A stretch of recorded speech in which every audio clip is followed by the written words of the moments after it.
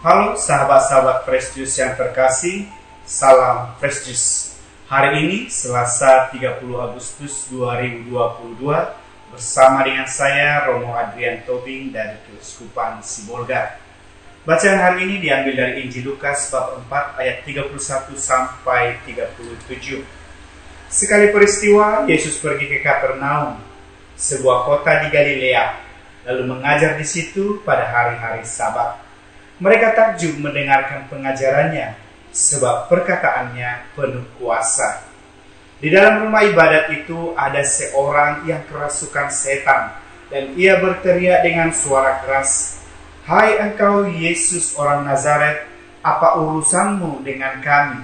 Engkau datang hendak membinasakan kami. Aku tahu siapa engkau, yang kudus dari Allah." Tetapi Yesus menghardiknya, katanya, "Diam, keluarlah daripadanya." Dan setan itu pun menghempaskan orang itu ke tengah-tengah orang banyak, lalu keluarlah daripadanya, dan sama sekali tidak menyakitinya. Dan semua orang takjub, lalu berkata seorang kepada yang lain, katanya, "Alangkah hebatnya perkataan ini, sebab dengan penuh wibawa dan kuasa ia memberi perintah kepada roh-roh jahat, dan mereka pun keluar." Dan tersebarlah berita tentang dia kemana-mana di daerah itu. Demikianlah sabda Tuhan. Saudara-saudari yang terkasih, bacaan hari ini semakin meneguhkan kita akan iman dalam kesetiaan. Sabda Tuhan hari ini berbicara tentang Yesus mengajar di rumah ibadat di Kapernaum.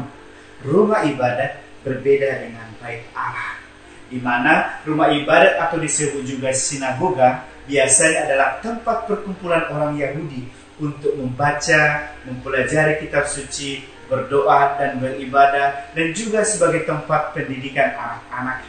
Ketika Yesus mengajar di rumah ibadat di Kapernaum, mereka yang ada di sana kagum akan cara dan pengajarannya yang berwibawa. Mengapa dikatakan berwibawa? Yesus mengajar bukan seperti pengajaran yang sudah biasa mereka dengar, ataupun mendengarkan pengajaran dengan mengutip perkataan orang lain. Tetapi Yesus berwibawa mengajar sebagai orang yang mengetahui tentang kebenaran sabda Allah. Dikatakan di sini perkataannya penuh kuasa. Maksudnya ialah bahwa tidak hanya pengajarannya yang memiliki kuasa, tetapi juga pribadi Yesus yang sedang berbicara itu. Sehingga pribadi Yesus yang sedang mengajar dan perkataannya dalam pengajaran itu sungguh-sungguh menyatu. Ada wibawa dan kuasa dalam pribadi dan perkataan Yesus sendiri. Kemudian dikatakan lagi, pada saat itu ada orang yang dirasuki oleh roh jahat dan berteriak dengan keras. Di sini kita bisa lihat bahwa kuasa dan wibawa Yesus telah membuat roh jahat yang ada di dalam seseorang itu terusik. Yesus menghardik roh jahat supaya diam dan keluar dari orang yang dirasukinya. Di sini kita diperlihatkan bagaimana kuasa dan wibawa Yesus mengusir roh jahat itu pergi hanya dengan bentakan dan perintah, tanpa melukai orang yang dirasuki oleh roh jahat itu. Saudara-saudara yang terkasih, dari sini kita dapat melihat bahwa kuasa dan perkataan Yesus itu tidak hanya dari kata-kata saja, namun mereka menyaksikan sendiri kuasa dan perkataan Yesus itu sungguh-sungguh bekerja. Kuasa sabda Tuhan hidup dalam kata dan perbuatan, di mana pengalaman iman kita mempercayai bahwa Yesus bukanlah hanya melalui kata-kata, tetapi kita juga harus memperlihatkannya melalui kasih dan perbuatan bagi sesama. Kita harus semakin setia dan meneladani Yesus sebagai pribadi kehidupan kita sehari-hari. Demikian halnya dengan kita. Tuhan juga menuntut kita supaya tidak hanya menjadi pendengar, tetapi kita juga menjadi pelaku sabdanya. Artinya, ketika kita memahami makna dari sabda itu, maka kita juga harus mewujudkannya melalui tindakan baik kita bagi sesama, agar berbuahkan kebaikan dalam hidup kita sehari-hari. Sebab kebenaran akan nyata dalam hidup kita jika kita mampu memberikan kebaikan bagi sesama. Ingat, roh jahat saja mengakui siapa Yesus, yaitu yang kudus dari Allah. Maka bagaimana dengan kita? Di sini kita diajak bahwa sabda Tuhan berkuasa untuk melepaskan kita dari kuasa kegelapan.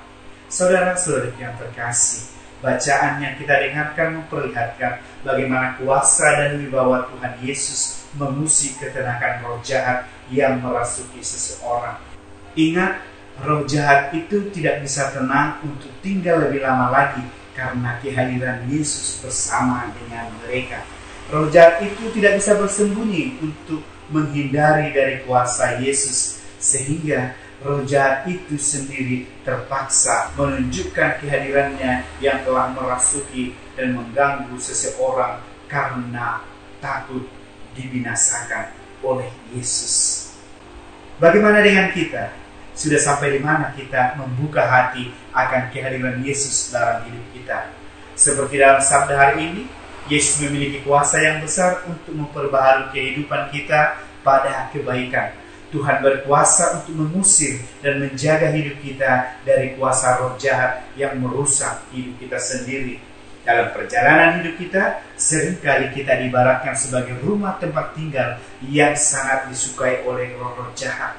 Ketika rumah kita kosong, hati kita kosong, maka roh jahat itu akan masuk dan memanggil roh-roh jahat yang lainnya.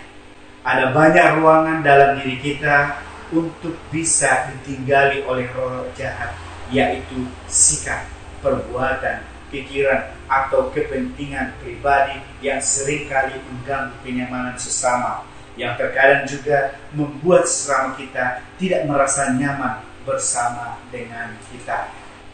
Dan tentunya tidak akan ada kebaikan yang akan kita terima dari kehadiran roh jahat dalam hidup kita. Kehadiran roh jahat hanya akan menyusahkan kita sendiri serta membuat kita jauh dari kebaikan yang ada dalam diri kita. Di sini kita diperlihatkan bagaimana kuasa dan wibawa Yesus mengusir roh jahat itu pergi hanya dengan bentakan atau perintah Yesus tanpa melukai orang yang dirasuki roh jahat itu. Disinilah pentingnya kita tetap hidup dan setia akan iman kepercayaan kita, khususnya dalam menerima sabda Allah di dalam hidup kita. Kita tetap hidup dalam pengembangan rohani, yaitu melalui membaca kitab suci, merenungkan sabda Allah. Kita harus tetap mengisi hidup kita dengan iman, harapan, dan kasih dalam kuasa Tuhan, sehingga tidak ada tempat bagi roh jahat dalam diri kita. Yesus sendiri mengajarkan kepada kita bahwa menghidupi sabda Allah tidak hanya sekedar mendengar, tetapi butuh juga tindakan bagi sesama. Agar sabda itu dapat tinggal dan bertumbuh dengan baik dalam hidup kita, maka marilah kita harus ada kesungguhan dalam diri kita untuk mau memahami dan menghidupinya, sehingga kita harus memohon pertolongan dan hikmat dari Tuhan agar kita dapat setia dalam membangun iman kita.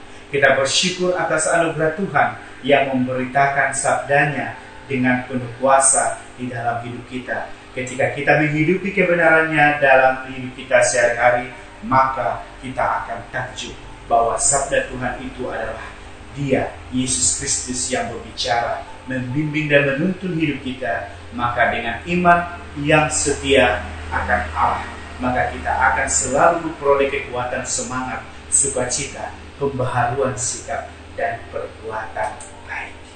Tuhan memberkati.